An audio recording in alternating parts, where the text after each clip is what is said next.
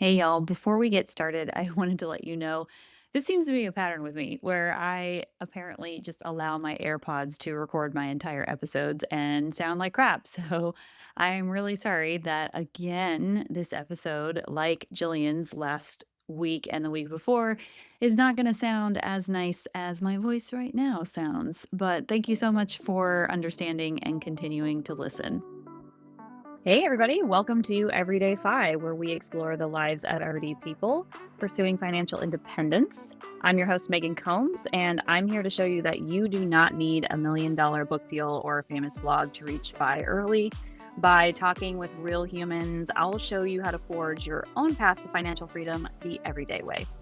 Today, I'm back with my buddy Mitch for Mitch and Meg's Money Musings, and we're going to be chatting about how to talk to your parents about their retirement and beyond their retirement.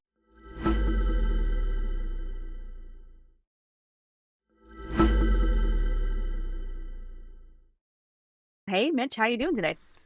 I am good. I'm actually very tired. I didn't tell you this pre-recording, but I'm just tired this week, and I know why. I've just been go go go, but overall, it is still very good. I'm good, and yeah. How about you? I know you're tired, but for a different reason. Yeah, we were chatting before the show. I just did okay, I'm going to call it the wrong thing again. Okay, I want to call it Marsh, but it's Murph.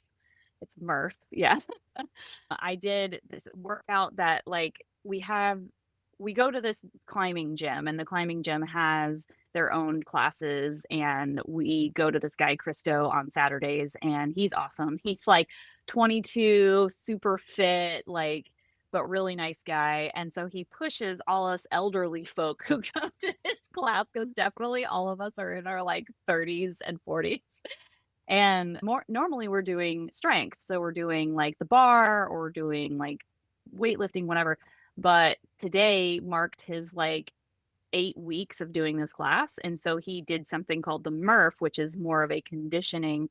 And basically, there was this guy like Murphy or something like that. I don't know, who was like in the army, or I don't know. He was in the military. And the way that he worked out is he did like a mile run, and then he did, I think, 100 pull ups, 200 push ups, and then 300 air squats. And then he ran a mile again. I think that was the whole thing. And correct me if I'm wrong if I didn't get that right, but whatever. We did a version of that where we did an EMOM, which is a every minute on the minute version of that for 30 minutes. And so we had to do 5 pull-ups, 10 push-ups, and 15 air squats.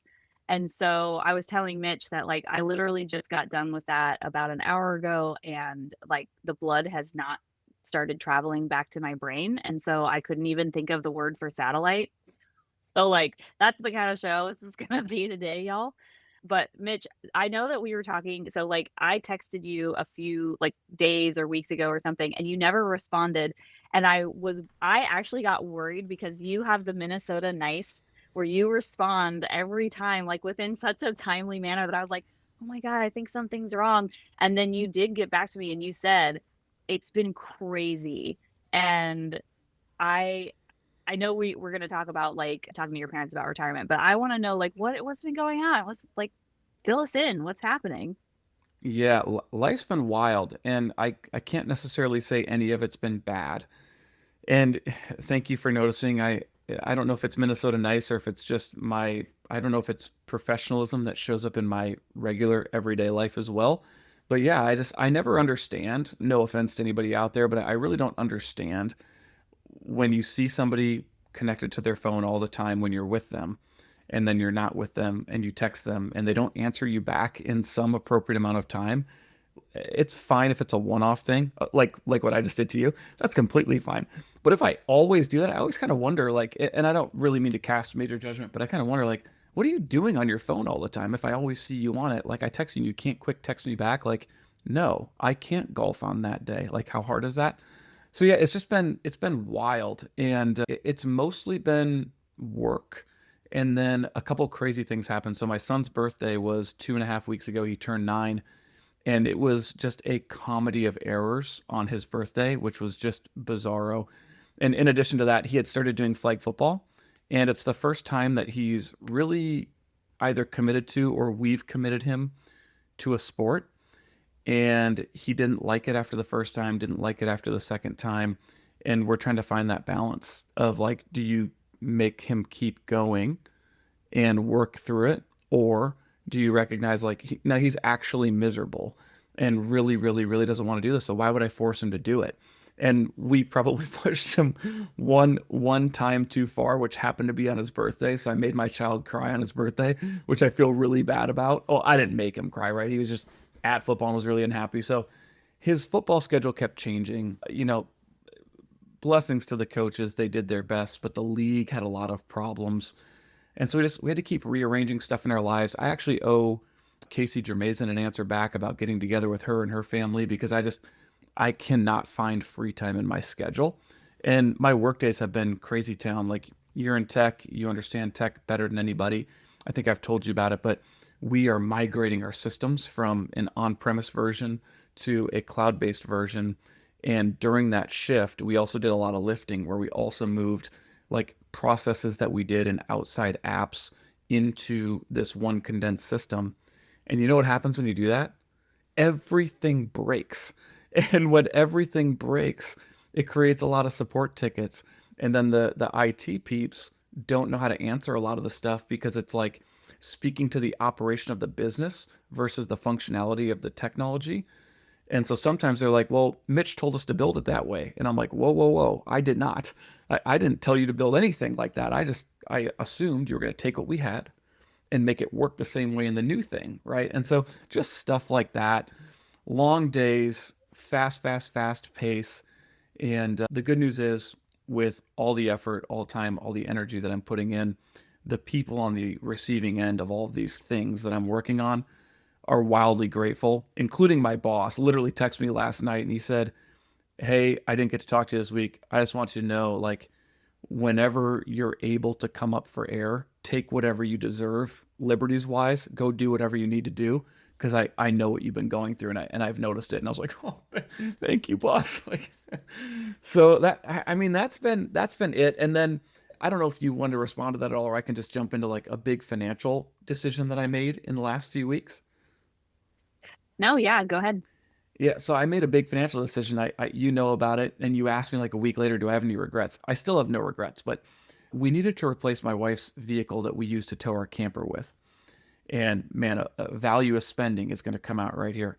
There are a lot of different potential solutions, which would include pickup trucks and could I or could I not fit them in my garage, which in Minnesota, if you don't park in your garage, I don't know how to help you. You're crazy town. But we landed on the most, it's so hard to say it out loud. It's more than twice what I've ever spent on a vehicle. $50,000 I spent. I know, I know, on a Lincoln Navigator. It's a beautiful vehicle. There is a Ford Expedition that could do the job, but they're really hard to find this specific version of one. So I said, you know what? I've got a ton of money. Life is good. I'm going to pull the trigger and we're going to buy this $50,000 vehicle. And I knew it was going to be a big car payment and I could write a check and pay it off. I still may end up writing a check and paying it off. But for now, I'm going with the payment plan. So this last week, I've been digging into some of my recurring expenses that I've kind of intended to get back down to a lower amount. I finally got around to doing it. And so that's what I've been doing in the last 4 or 5 business days. Like, in the background, I'm on hold, waiting for somebody to answer to negotiate something down or change it. So that's what I've been up to. But sorry, this was a really long monologue. No, it's okay. I asked, and I knew some of this because you finally responded to me. I was literally like, Mitch didn't like get hurt or something, did he? I'm pretty sure his wife probably would have gone through his phone and texted people if that happened. Like, that is my level of anxiety. You don't have to worry about that. Like, don't cater to me because of that. But that is literally what I think sometimes. I catastrophize. But no, yeah, when you say that was $50,000. So I bought my beater. Sorry, I just made a face at him. I bought my Prius, my 2012 Prius. So I bought it in 2017. So it was only 5 years old. And I total paid $9,200 for it. So the guy, it was so funny because it was listed for like a little over 10. And the guy said that I was such an enjoyable person to like work with because I didn't try to haggle. I didn't try to do anything like that, that he was like, "I only need to make 8,800 on this, so I'm gonna give it to you for 8,800." I was like, "Okay." So it was so nice. And the 9,200 were just like the registration and the tags and all that stuff. So taxes, all that kind of thing. So it came out to 9,200. My payment was $167 a month and like 2.4% interest because I went through my bank. And I just, when I did the math on like, okay, if I bought a 5-year-old Prius today, would it be the same? Like when I looked at the inflation calculator, it would mean that a 2020 Prius today should be around $12,000. That is not the case, right? Like they are definitely more like $25,000.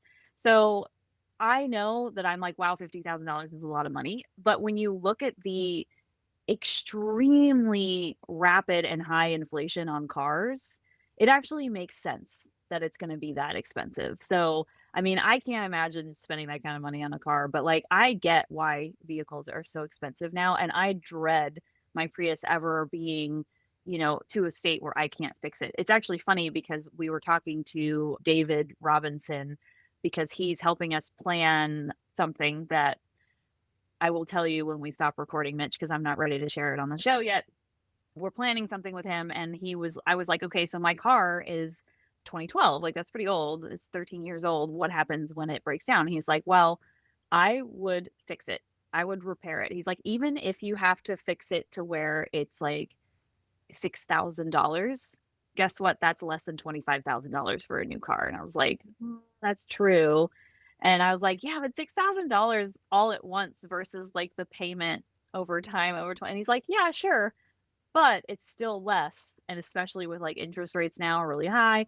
So he kind of talked me into that. But in the back of my head, which I didn't say to David, I was like, but I really want a Toyota RAV4. But that's just like, I just want it. Like, I don't need it. Like, I just want a Toyota RAV4. I love those vehicles. Every time I see them, especially the ones that are like the wilderness versions, I'm like, that car is sexy. And I am not a car person. So, so I'm just saying that I get it. I get it. Well, thanks. And according to your episode that released the week that we're recording, it's the 20th of September. You actually love Volvos. I just heard that this morning. I was actually sitting in my cold tub. You love the Volvo SUV, but you said you just kind of Oh dismiss yeah, it. I would never buy that car though. That's just a like, wow, that car is nice, but I would never actually buy that car. A RAV4 is more in scope of what we could maybe afford, but In the wilderness vein of vehicles, and then we'll move on. In the wilderness vein, I think of it more like the safari vein. I really love the Toyota FJ Cruiser. They are the coolest looking cars. They look like you're on a safari in Africa, but completely enclosed in the vehicle instead of like open air. I would love to have one of those, but I can only fit one large vehicle in my garage. I prefer actually to drive sedan vehicles. I have a heavy foot and I like to zip. So I prefer to drive that. But anyway, so yeah, tying this all into the talking to parents about money stuff, it's really interesting. I'm making a large car payment on this vehicle. It's like $787 a month or something. I know it's crazy. I only put down like $10,000 or $12,000 and finance the rest. And I know it's crazy. I could pull the money out of my brokerage account, or I could pull it out of like my do, debt fund. Go ahead. Yeah. do you have an interest rate? It's like 6.2 if I remember right. And so the way I think about it, I don't know if this is somebody out there who's smarter than me will probably challenge us maybe, but I think about it like this. If I pulled the whatever, $38,000 that I financed, whatever that number is, if I pulled it out of my brokerage account to pay off the note, okay, so I pay off the 6.2, but while it's sitting in my brokerage account, I'm getting 4.3 on the cash. And so I really only see it as a 2% loan, is the way that I personally see it. The other thing I did to make it feel a little more palatable, I guess, is I took my rental property cash flow. It all goes into its own account, and I've never paid myself out of those accounts ever. I've reinvested every dollar forever. And I just set an auto transfer up to go from my rental account to my personal account 3 days before the note is due. So now my assets are paying for my liabilities. And that's kind of fun. That was a way to make it more palatable. But ultimately, like that vehicle necessarily doesn't bring me joy, but what it gives me is the ability to tow that camper of mine, and that brings me tremendous joy.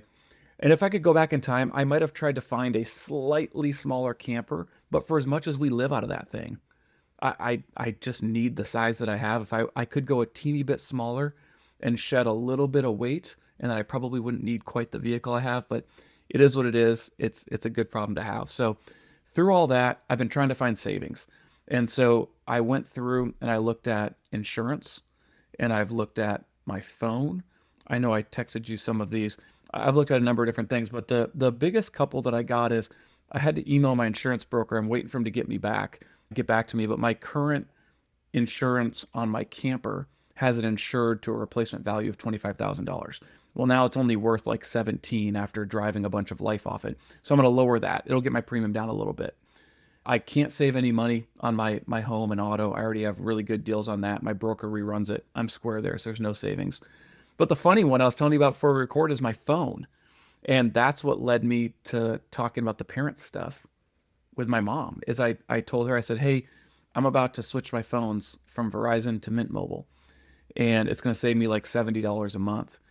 Would you be interested in me logging into your Verizon account, looking at what you're paying and how your bill looks like, and if there's any way we could do something similar while I'm doing my transaction, maybe I could help you with yours. Question. Yeah. Have you thought about adding her just to your plan? Just paying for her? To my Mint Mobile plan? No, Yeah. I've not. Like just as a gift, no, I've not. It's an interesting conversation because I've told you before, and I've said it on your show, and I may have said it when I was doing my own. I can't remember, but ultimately, I'm going to solve my mom's retirement problem.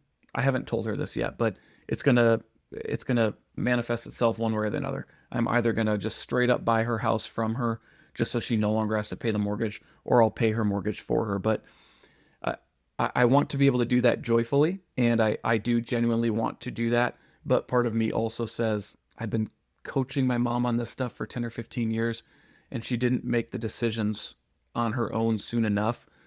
And she had the answers to the test and didn't take them. So, like, I don't mean it begrudgingly, but I think in order for me to fully be joyful about it, I want her to do as much of her own part as she can. And so that's what I've been coaching her through in the last few years. And so when this phone thing came up, no, I didn't consider just taking the burden off her plate. But she did let me log in, and it may make sense to do it, but it doesn't quite look like it's as much of a savings for her as I had hoped. So, but that's one savings that I found this week. And the other big insurance change, this is a larger philosophical discussion that you might have some questions about, maybe, or you might poke and pry on, is when I bought my life insurance, I didn't buy one big $2 million 30-year level term life insurance plan. I bought like five $500,000 policies that totaled 2 or 2.5 million. And what I did is I have two of them that are for 30 years, and I have one or two that are for 20 years, and I had one that was for 10 years. And I did that so that I could drop off $500,000 whenever I wanted to as I achieved my FI goals, because I didn't want to be stuck with a $2 million policy that I didn't need. So you would get rid of it and then have to go apply for new insurance. Now I'm 5 years older, I'm 10 years older, maybe I'm less healthy. So I've been going through that process, and I'm about to drop myself from $2 million in life insurance. I think I'm going to drop all the way to $500,000 because I'm already completely FI. We don't need any more than that. And so that's going to save me a bunch of money. And then I'm actually completely canceling my, what is it called? Long-term disability insurance, which is really expensive. It's $115 a month, but it insures like 80 or $90,000 worth of income. I'm going to cancel that next. So those are some of the big savings that are going to total up to like almost half of that car payment, which is pretty cool actually. So I don't know what you think about any of that. Yeah, that's pretty awesome. I mean, I don't have any insurance, not life insurance. I have insurance. I don't have life insurance yet. So I have no opinion on that because I don't know what we would get. We just have whatever our work is, and it's like $50,000 or something stupid. Although I did tell Chris, I was like, maybe, we should like get life insurance because now our incomes are important for each other and we're not FI yet. So maybe we need to get like a small policy for each of us. I don't know. But And especially since we're planning on children, like, maybe. But regardless, I don't really have much opinion there. But the part about the long-term care insurance, yeah, I am not a fan of that. It's so funny because I'm actually reading Die with Zero right now because there's a book club in Durham happening next Saturday, and that's the book we're talking about. And it's so funny. I know people love that book. I am not a fan. I am not a fan of him. I'm like, "Ugh, this guy annoys the shit out of me." So, like, I get his whole concept of Die with Zero, right? Like, I do get that. It's the book itself, how it's written. Like, he talks about this, like, story of the grasshopper and the ant or whatever, but doesn't actually tell the story. And I'm like, dude, not everybody knows this parable. Like, I don't even know what you're talking about. I had to go Google it. So that's a different. But he talks about, oh, saving you save too much money for your old age because you could have, disabilities in your old age. Oh, you don't need to do that. You have long-term care insurance. Now it's like, son, let me just tell you, my grandfather was in full kidney failure for 3 straight years and they still didn't pay for shit. They didn't pay for anything because he could go to the bathroom on his own. He didn't meet all of the criteria. There's so much criteria to meet for long-term care insurance that it's like, and it's so expensive.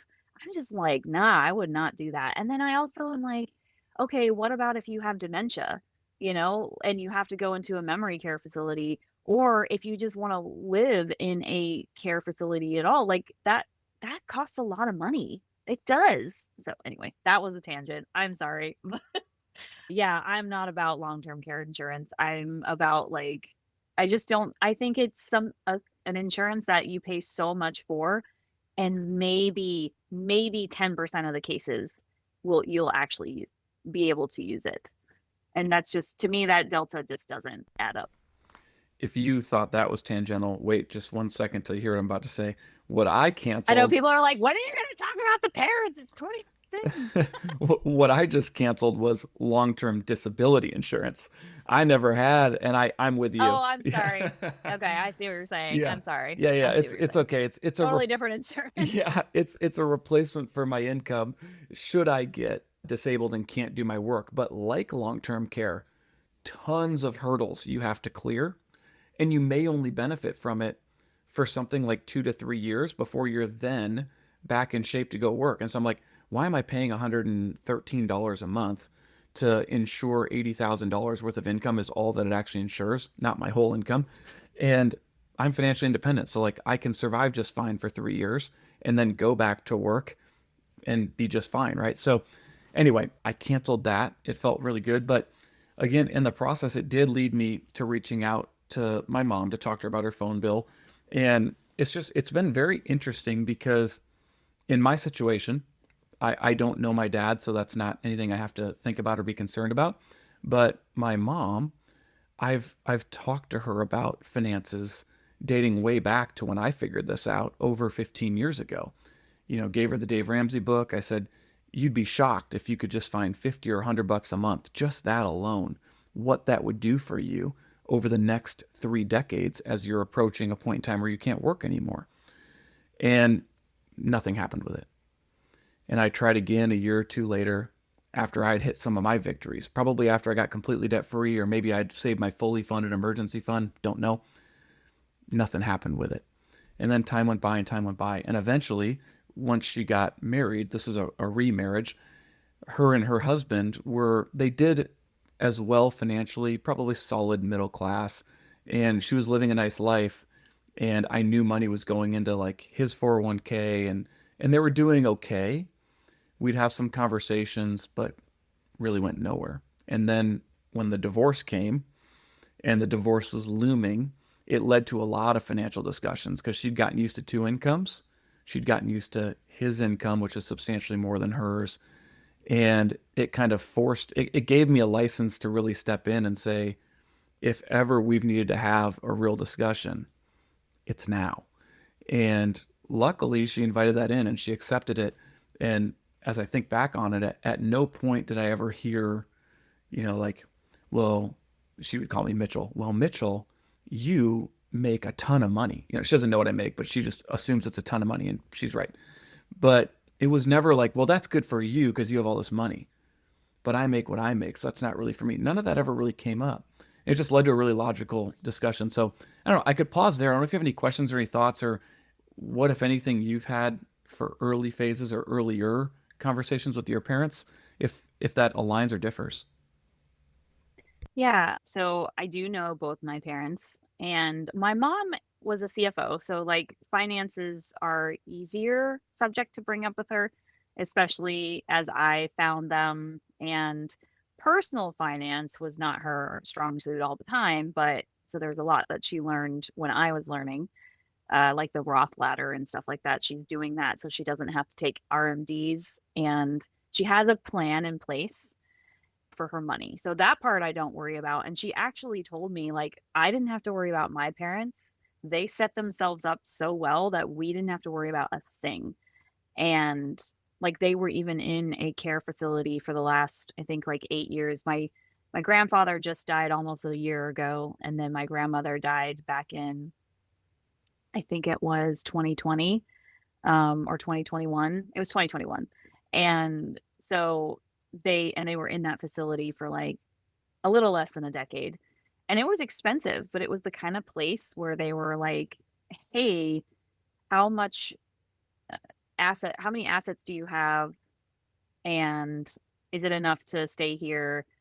Yes, great. We're never going to kick you out. So even if you ran those dry, we would never kick you out," which was cool. And all quote they needed was $500,000. And my mom was like, "That doesn't seem like a lot of money." I was like, "Mom, that's a ton of money." Like, that's a ton of money. What do you mean?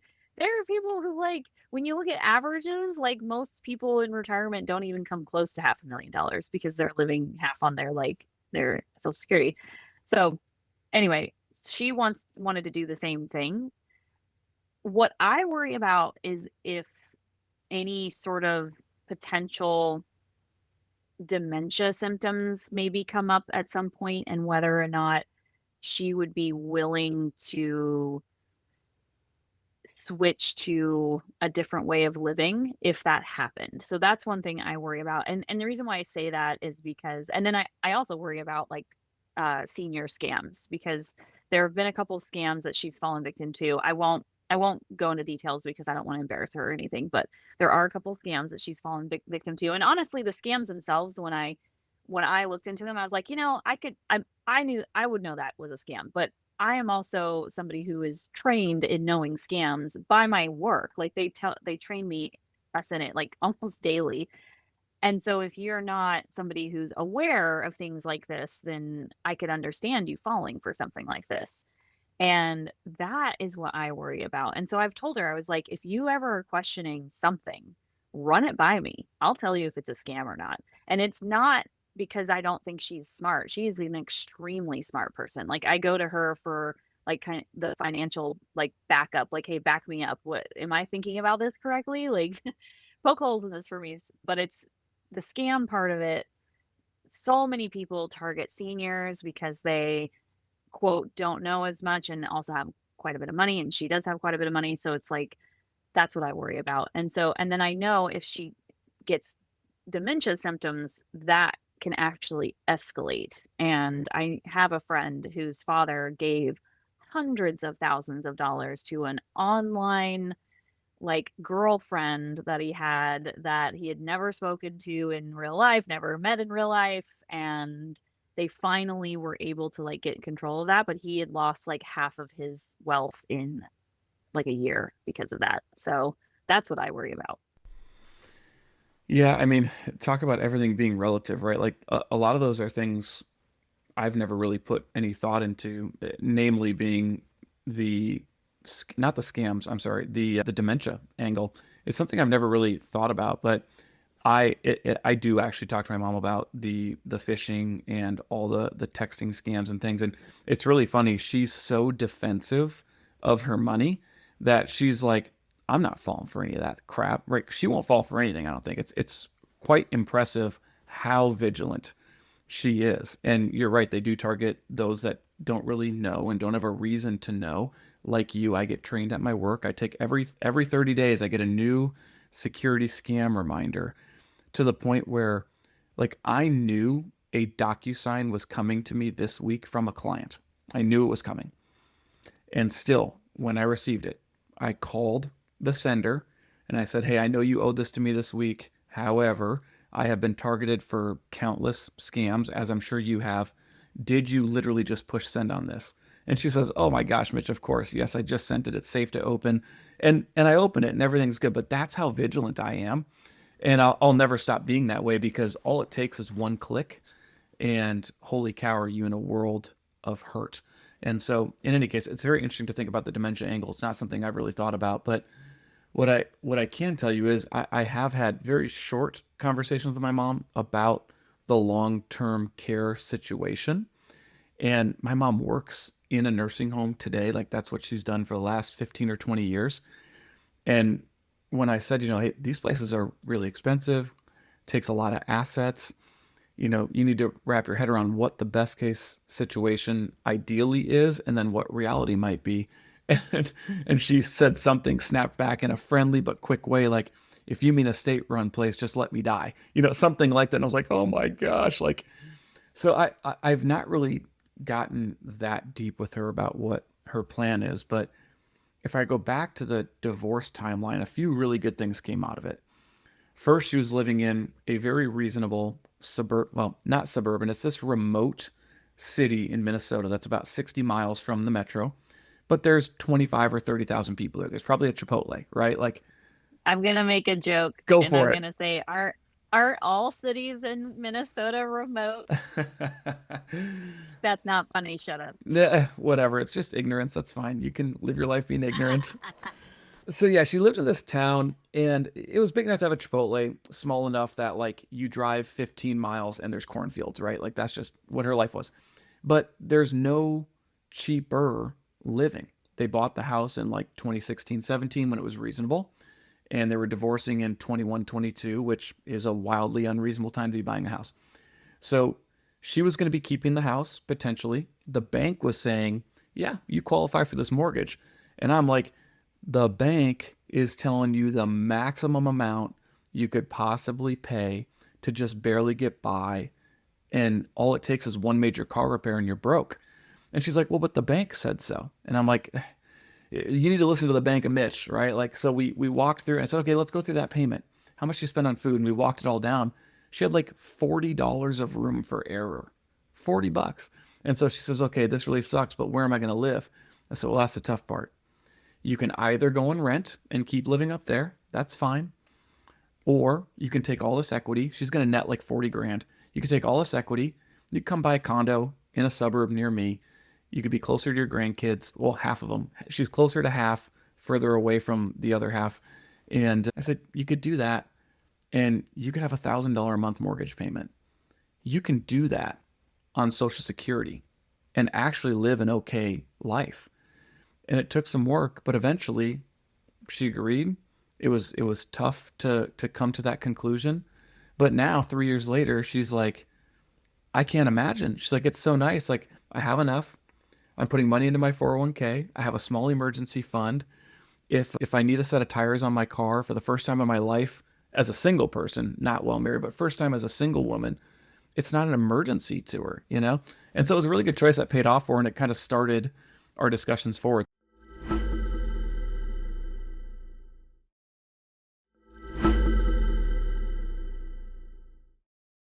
Yeah, I think it's so interesting that you literally said, my mom is so vigilant with her money that she would never fall prey to scammers, but how much we trust the institutions that are legitimate, but also kind of trying to scam us. They're wolves in The sheep's banks, clothing. Wolves in sheep right? clothing. Exactly. That bank, all they want is your money. Like, and that's, I say that about real estate agents too. I love my real estate agent. I do. But I know her goal is to sell me a house or to sell my house. And so every single thing she says, I have to remember that. I don't care how nice somebody is. If they do not have your best interest at heart, which real estate agents are not fiduciaries, they are not. A lot of financial advisors, not fiduciaries, maybe in one aspect, but not in others. They can be the dual registered crap. But yeah, we have scam artists all around us who are just they look legitimate. And so I just want to point that out, how interesting that is. Yeah, it is very interesting, right? And it's like I think sometimes people want their confirmation bias too and don't want to be wrong. And I've been in these shoes, so I'm not saying And I've they want the big house. They're like, yeah. "Oh, cool. I can buy this big house. The bank is telling me I can do this." Yeah, yeah. So I think the way I got the point across to her is I just said, "Hey mom, I want you to think about this framework for a second." And I think I've said this to her before. I said, "I want you to take a guess. I make a really good amount of money, okay? And I have a sub $1,200 mortgage. How much of a mortgage do you think you should have with your income, right? It should be there should be a gap there, right?" And I said, "Now, let me be fair. My, if I was buying a house today, my mortgage would be about 2,000, maybe $2,200. And yes, I could still afford that. But because of when I bought my house, it's only 1,200 or less." Okay. And she's like, "Okay, that makes sense, but this is a really big change. I wanted to live out, it was really, I want to live out like in the country." And I'm like, "You live in a suburb. You have to go 15 miles to find a cornfield. Like, you don't live in the country." And she came around to understanding it. But I just remember not the exact words, but sometimes you remember like how something made you felt and the overall sentiment. And I remember just saying something like, "You're at the point in time where you have to recognize you have little to no financial assets. You have $0 in retirement. You're going through a tough divorce. You're going to walk away with some money. It is critically important that that money gets reinvested properly. And I'm going to help you with that. As long as you want my help, I will help you with that. But if you do anything without my help, will you please at least check with me?" I could not stomach 10 or 15 years from now finding out that this wasn't there because you had the opportunity to cash it out, pay a small penalty, and do whatever with it, you know?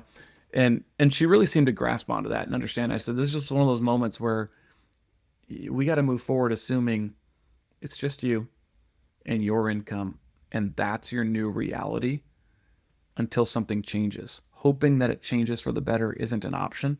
We got to focus on reality." And it was a tough call. There's probably a lot of long pauses, a lot of silence pauses, right? A lot of heavy sighs, probably some tears, but eventually an acceptance. And as I say this out loud, it's probably like going through the stages of grief, right? Like your marriage is ending. You had this finally, normal-ish suburban middle class feeling life, and now it's all being taken away from you and forced reduction. And maybe it's tough when your son is the one coaching you through it because the relationship should be inversed. But she did come around, and I don't know if I did it the right way. I don't even know what the right way is. I just know we made it through it and made progress. And there's more to the story that I can add on, but I'd like to pause again in case you have any thoughts. Yeah, I mean, there is an eventuality with a lot of us that we will have to probably parent our parents, and if they let us. And I say that because my other side of it is my dad, and he has never told me about his money. I have gleaned some things because of how he talks. I don't know numbers, I don't know anything like that, but I know now that they only live on Social Security.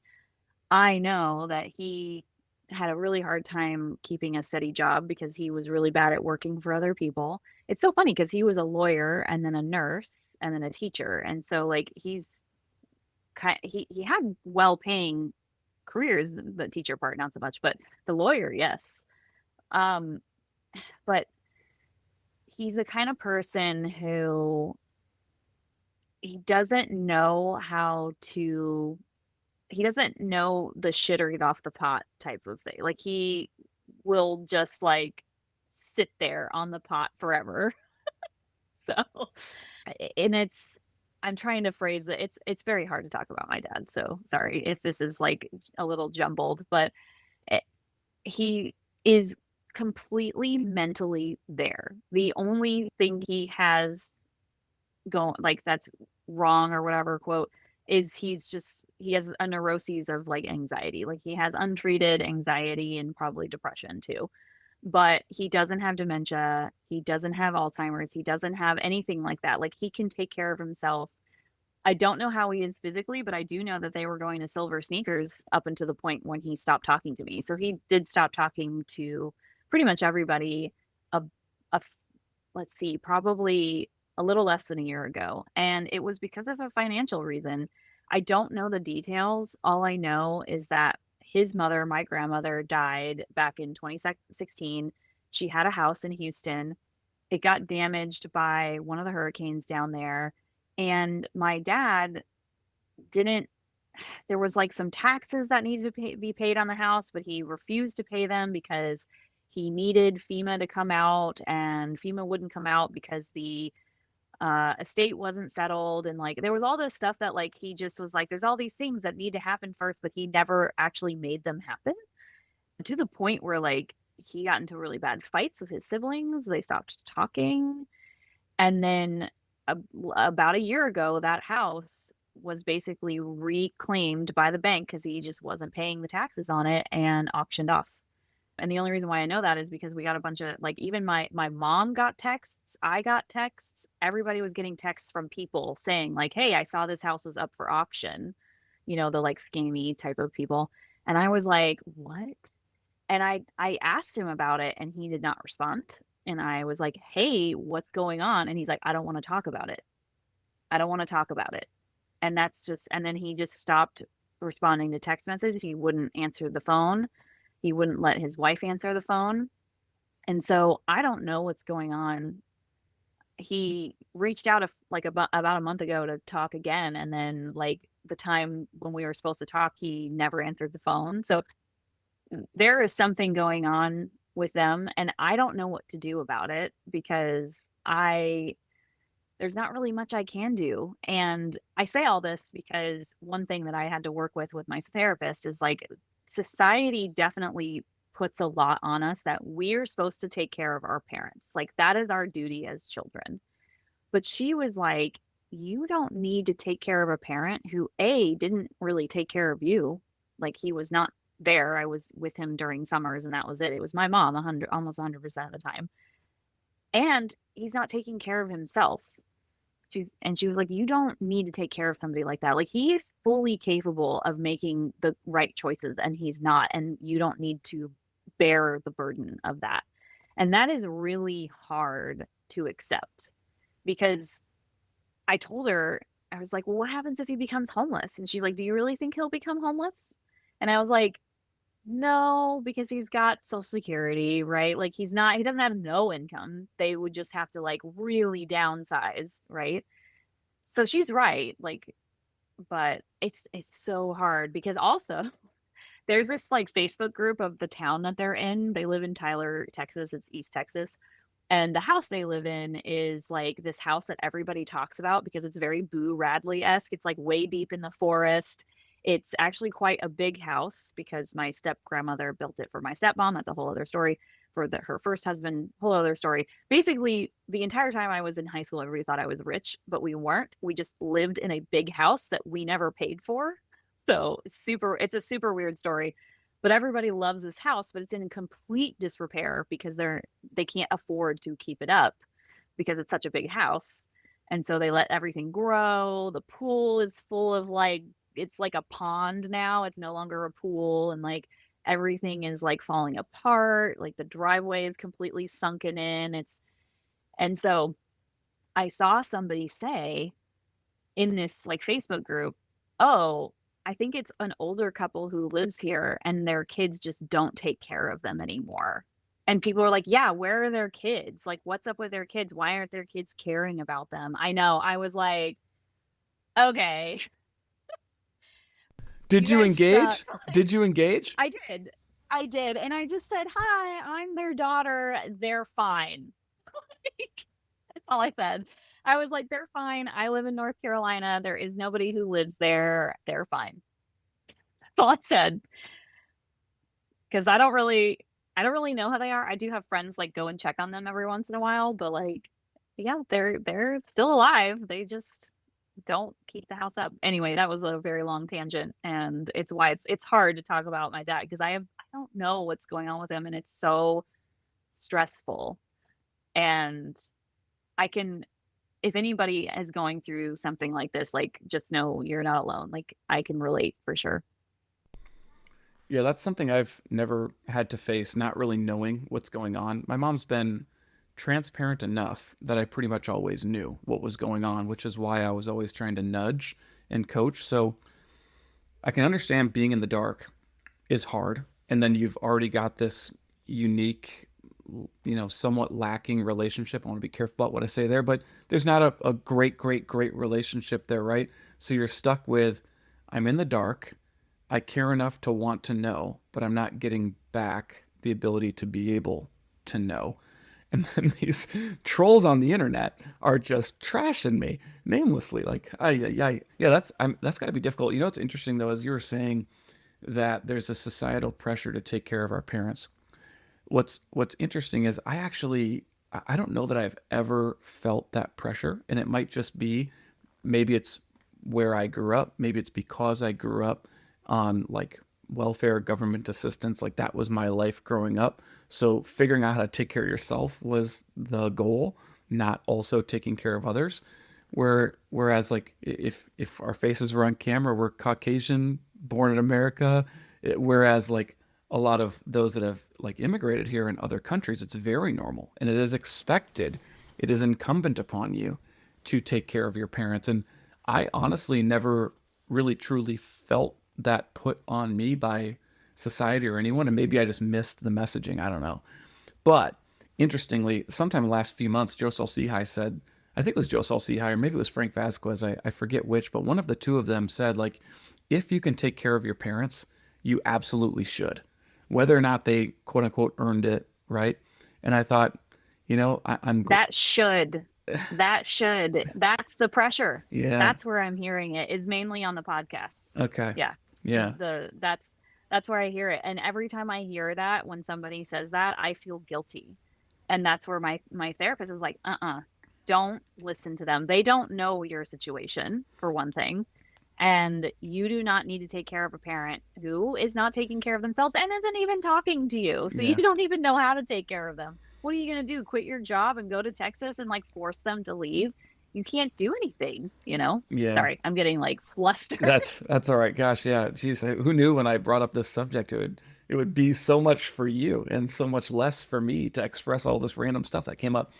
But Yep. no, it's good. It's your show. We're here to gab and have fun. So it's very intriguing. And again, you brought up the therapy conversation, and this is something that I during my therapy stint that I went through also spoke about of like I feel this burden to keep earning what I'm earning because who would give away what I have? That story is well documented. Part of that conversation was also my mom's not set up to take care of herself. And so if I stop earning what I'm earning, it's going to be even harder for me to accomplish my goals and solve for her problems. And interestingly, my therapist also kind of asked a similar question. Has anybody asked you to do that? Has anybody told you that you're supposed to? Have you ever had a conversation about how it makes you feel, with your mom that she's putting this weight on your shoulders, that you're choosing to take this weight on, right? Probably a better way. She asked me all of that, but we worked through it. And it was a big piece of the puzzle that helped me be able to step down. But for anyone that's out there, I think I mentioned earlier in the episode of the show, if I didn't, I gave my mom a Dave Ramsey book and asked her to read it. I explained to her how it was helping me. Little bits at a time can really add up over time. So then 5 years, 10 years, 15 years has gone by. Maybe it's 12 years ish. I heard David Bach. He's written several books. I don't know what they all are, but I heard him on somebody's podcast when he was releasing a book called The Latte Factor. And this was right after my mom had moved into her condo. And so the door was already cracked open, if not kicked open, to be talking about money. I'd already told my mom, hey, you're a couple few years away from getting a letter from Social Security that says, hey, you can start claiming now. I need you to look at that letter, look all the way to the right at the amount of money when you're 70 and a half, smile at that number, and then put that letter in the recycle bin. You cannot take it early. Like you are in no position to take it early. And luckily she said, I understand, I agree. Well, then I also had a reminder on my phone, like 4 months before her, whatever, 62 birthday to make sure to remind her, hey, you're going to get this letter, ignore it. And about once a year, I remind her to ignore that letter. But shortly after she moved into her condo, this book comes out, full circle back to David Bach, The Latte Factor. I bought it. It's like 130 pages. I read it in like, I don't know, 8 hours or less or something over 2 days. And I was like, man, you and me, Megan, we're the weird ones, right? We're the weird ones that like this stuff, that nerd out about it. Normal people don't like this stuff, but a lot of normal people read novels, right? They love reading novels and a fun fictional story. I gave it to my mom and I said, hey, we've been talking a lot about money. Can you read this? It's a novel. It's a story about a young girl, young woman, whatever, learning how to money. I think you should read it and tell me what you think. And like a week later, she's like, hey, I'm 40 pages into the book, and there was some exercise in there that you were supposed to do, which was like to calculate either 10% of your income or something with your time. And she goes, I calculated it. And then the next day, I walked into HR and I said, how do I start this 401k thing? And she started it like the next day. And then she kept reading the book and took more and more away. And then when she was coming up on a raise, I got to say, hey, you're doing fine, right? You're living on the money that you have. Yes. Cool. So you're about to get $1 raise. How much extra is that going to be? Okay, let's math that out. Go right over to HR and click it from 6% to 7 or 8, whatever the number was. Just click it up a couple of dots. The raise is going to go right there. It's going to be like it never happened. And she did. And so, like, that to me was a powerful book, yet it was so simple, but it works for the people out there, the normal people that just like stories and don't care about the nuts and bolts as much. And I think it really speaks to maybe like people's soul or their hearts or just how they feel about money versus, at least with me, I shouldn't speak for you. With me, it's mechanics first, and the feeling of security is second. I think the rest of the world is how does it make me feel when I spend, save, or earn? Then I could do something with it. Then I can maybe get around to thinking about the mechanics. And that book seems to draw out, at least in my experience, the feel really well. So I don't know what you think about that, but it was really helpful for me in my situation and got her down the right track where she'd never been on her own before, which is really cool. I think that's great advice for anybody who's listening to this who's maybe finding it hard to reach their parents. I wish they had a book like this that was not just because I've read it too, and the woman in it is definitely in her 20s learning about money, and so it's kind of like not very relatable for somebody in their 60s trying to learn about money.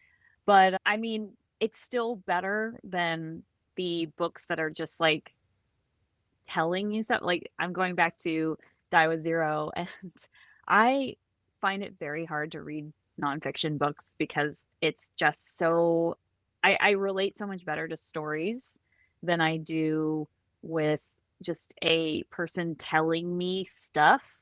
I mean, I literally read sentences and then it goes at one ear out the other, one eye out the other, whatever. I am like, "Wait, what did he just say?" Because that was anyway. But if anybody's I still think it's a good book, and I know there's some criticism about, "Oh, a latte is not gonna help you buy a house." When I read that book, I was like, "That's not really what this book is actually saying." Like, I don't know if he went and said something else later or if somebody, like, interpreted it that way. It was more the guy was teaching her money in the book in relation to her daily latte. The guy owned the coffee shop, right? And he was more demonstrating what the latte was costing her if she wanted to do other things. So I don't think he was it. I don't think he was saying that when I read it. I was like, oh, this is what the latte factor is. So Spoiler alert, by the way, that he's the guy I that know owns. I did just spoil it a little bit. Sorry. Also, you Yeah. can continue, but you might want to hit up your friends at Catching Up to Phi and ask them if they have any interest in writing a novel about how you could catch up Mm. to Phi, because I know they just released the Phi Catching Up for Phi for Dummies or something like that, right? Yeah, yeah, I think Jackie wrote that. I don't know if Bill wrote it with her, but I'm pretty sure she wrote that book before the podcast, if I'm not mistaken. Like the Five for Dummies. But anyway, yeah, it would be cool if they wrote a book. Bill, Jackie, if y'all are listening, you should do that. Like a book that's not nonfiction, like a fiction book of a story of somebody who's like found financial independence. I myself, thought about potentially putting some of the stories in here together into something that's fiction and releasing that as a book of like, here's how everyday people reach these goals, kind of like a you can too type of thing, less less mechanics, more inspiring. I think people lose inspiration and like think that, oh, I only make $30,000 a year. There's no way I could ever be fine. And it's like, no, actually you can. You can do that. I So bet if we pulled the transcripts from all your episodes, dumped them into AI, asked for a sweet outline, I bet you anything we could get a head start on that. And by we, I mean you and one of your friends. And then I will read it and tell you if it's any good or not. I think it'd be awesome. I think it'd be really, really awesome. yeah, yeah. Yeah, I really am thinking about it. So if anybody is like interested in a book by Everyday Fi, let me know because I don't want to make something that nobody wants. But yeah, I thought about it. But we are going way off topic. Yeah, are there any other things that you talked to your mom about that maybe you found like challenging to talk to her about? And how did you kind of navigate that challenging conversation with her? Because I think that's one thing that people, when they're talking to their parents, like they have parents who don't want to talk about money at all or who are unwilling to share their money. Like even my mom, who is willing to talk to me, has yet to ever tell me what her salary ever was. Like I can guess, I'm pretty sure I know just from like context clues, but she's never come out and said it. She hasn't even really come out and said what her net worth is. But again, I have context clues. So I think it's interesting that she's willing to talk about money, but not willing to tell me her numbers. So I guess, do you have any advice on how to navigate something like that in your own, Well, since you've done it? yeah, the two thing. I think it's easier when you know there's zero or close to zero. But it also could be argued that it's harder because that could be embarrassing for the person who's telling you that at their stage in life. But in my case, that was not really the obstacle. It was more just about getting past the fear and maybe beginning to accept that my mom is capable of setting aside who she's been and becoming something new in this category that's never been something that she maybe identified with, right? So we got over that hump. But something else that I did earlier on, it was while she was living in the house that she once sold. I was still concerned that there was never really going to be a nest egg. And so one of my siblings and I got together and agreed to purchase a cash value life insurance policy on my mom. And we could have done a term policy and it would have been cheaper. The problem I had was, I'm sorry, it would have been a little bit cheaper, not as big of a gap as if you or I were to go between the two. Still probably wasn't the perfect solution. I'm sure somebody out there screaming at their phone right now, and that's fine. But my sibling and I split the cost of this plan on purpose because we thought if if we tried to save and invest towards her future funeral and any sort of estate exit costs, that would take a long time. And that's fine. It could have worked, but we thought this might sound really bad and really morbid, but what if she passed in the next 1 to 5 years? Then we're footing this bill out of our pocket, and none of us wanted to do that. So we chose to purchase a life insurance policy, but that also required me to call my mom and say, hey, here's the deal. Here's what we're kind of thinking. I know this is morbid, but we would like to buy a life insurance policy on you. You're going to have to take a phone call, talk to these people, set up a medical, get your blood drawn, go through all this, and they're going to give me a rate, and then we're going to start paying for it. And the two awkward things that came out of it were, what about? And she named her husband. And I said, I'm very sorry, but that is more his children's challenge. It's not something I'm solving for. Really awkward. And the other thing was, well, are you doing this because you don't think I'll have the money to pay for my funeral? And I said, unfortunately, yes. It's really tough to say, but unfortunately, yes. And she was very grateful, came around, was very happy to participate and make that all happen. So we put that into place.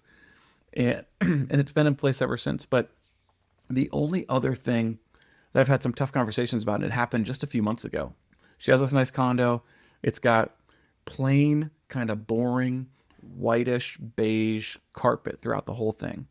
And she calls me and tells me she just got done pricing out new, like plank flooring or something, like interlocking plank flooring, and thinks it's going to cost whatever, $1,800 for the floor and then another 12 to 1,500 to install it. And I had to go through this coaching discussion. I'm just like, how are you going to pay for that? Like maybe she has more money than I think. And she's like, well, I was going to put on a 0% credit card. And I'm like, look, I'm not here to tell you what to do, but I want to remind you of all these coaching conversations we've had. This is one of those moments where you have to accept just because you can afford that payment, barely, doesn't mean that you can afford the project. Even if you could pay cash, I'd suggest you ratchet your 401k up or we stick that into an IRA because you need that $4,000 to turn into 8 or 10 or 15 over the next decade. And I'm sorry, like your floors they're perfectly fine, you know? And we talked through it, whatever. It was a little, well, I can do it. It was a little flipped again. It was the parent-child relationship thing. But the next day I got the text. You know what? You're right. I took the $500 that I was going to put down and I just stuck it in my emergency fund savings account. And I feel way better and more at peace about that.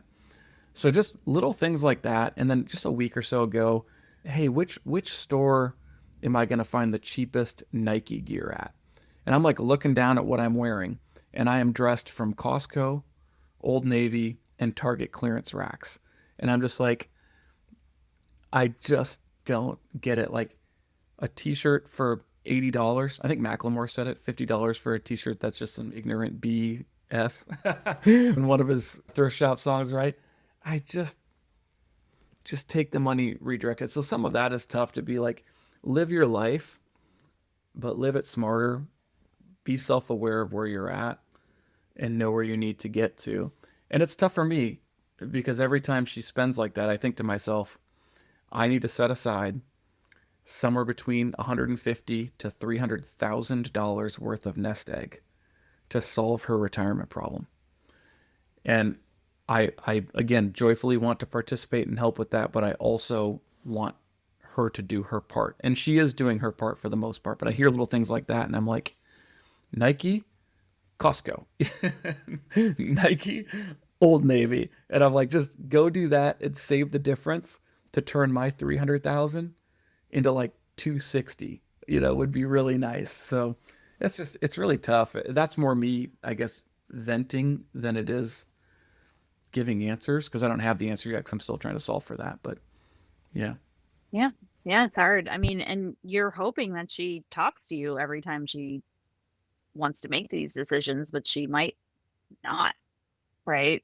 And then you're sitting there like fretting, oh God, what decision is she making right now that might totally upend my plan? And it's not that you want complete control over your parents' money, of course not, but like it's hard to communicate to somebody who doesn't have a lot of money that like you really have to spend differently than you are when they are probably having a lot of content come at them that's saying like keep up with the Joneses, keep up with the Joneses, have these beautiful floors in your house. And it could be something completely, mild. It's less like commercials or, TikTok or whatever, but it could just be if you're on Pinterest. Pinterest is not really that like flashy in your face, but when you see like certain interior decor images, and some of them are made by AI and they're really funny to look at, by the way, because AI just like doesn't know what stuff is, but it's like, I think a lamp is supposed to go there and then it's just like floating and it's not like attached to anything. It's actually really funny. When you look at that and you're like, wow, that is so beautiful. I want to make my house look like that, right? And then you get that's still you trying to not really keep up with the Joneses, but it's more like not appreciating what you have. It's making you want something else. And that is just our human condition. We want, we want, we want, we want. It's never enough. And, we haven't really figured out a way to combat that except through just, you know, forcing yourself not to look at Pinterest, at least for myself. So, yeah, I think we're about an hour in, so I wanted to see if there's any other topics you wanted to cover or if you wanted to call it for the day. I got an artist festival that I want to get to, but I'm here to talk however long you want to talk. No, get to your artist expo event, whatever it is. I am happy to get a little time to go relax and do my normal afternoon routine, which is take a nap and or watch a show with my son. He's watching the Mighty Ducks right now, which If you're of our age, it's Like the 90s 100, one? 100. Yeah, That's we awful. we finished Mighty Ducks 1 about a week and a half ago. Now we watched Mighty Ducks 2 last night. And then for his own show's time, when he watches by himself, he turned on the Mighty Ducks again today.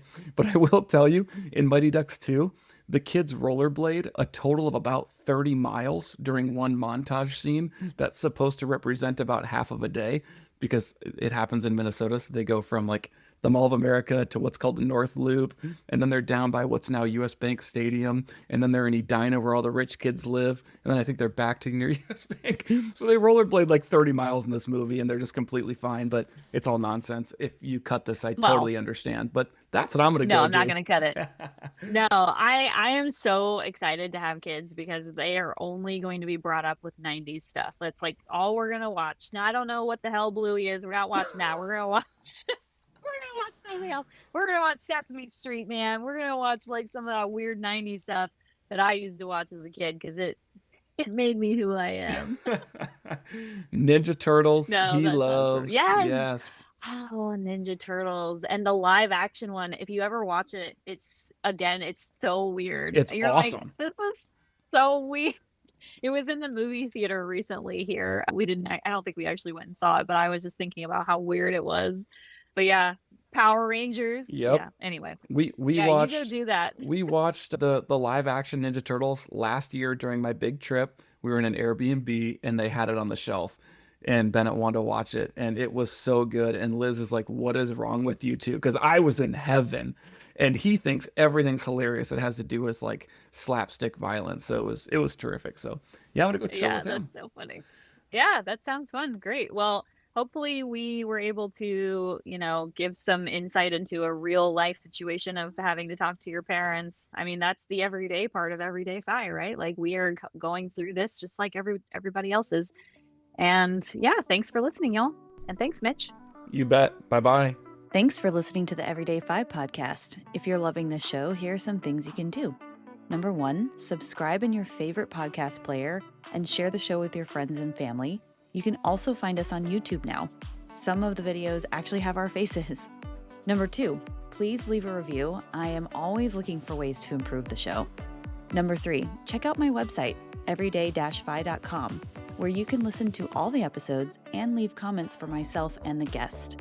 Number 4, if you're interested in sharing your own financial independence story and connecting with other community members, you can find a submission form at everyday-fi.com/podcast. And lastly, number 5, join my Patreon membership for only $5 a month at patreon.com/everyday5podcast.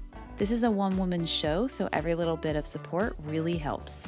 See you next time as we continue to go down the path to financial freedom.